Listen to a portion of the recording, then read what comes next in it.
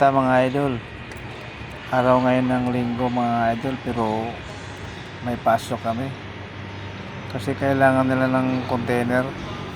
Kargahan daw lang ng bigas, daming deliver ng bigas pero walang container, kaya ngayong araw pumasok kami.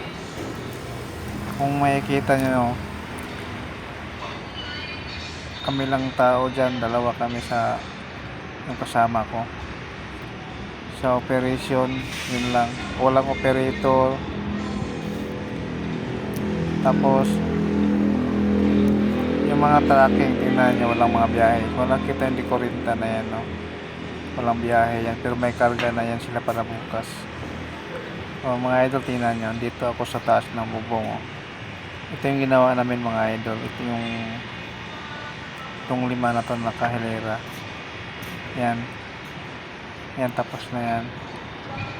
Tapos yun yung mga building na yun mga idol, katabi na yan ng CY namin. Factory yan mga idol, paggawaan ng mga candy, Bepris, Protos, ganun. Dito mga idol sa San Rafael, yung mga puti na kulay na yan, pintura. Pabrika yan, paggawaan ng mga chewing gum.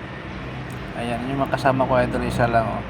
Kasama ko yun idol, nag-damage siya sa container yung ginawa namin kanina.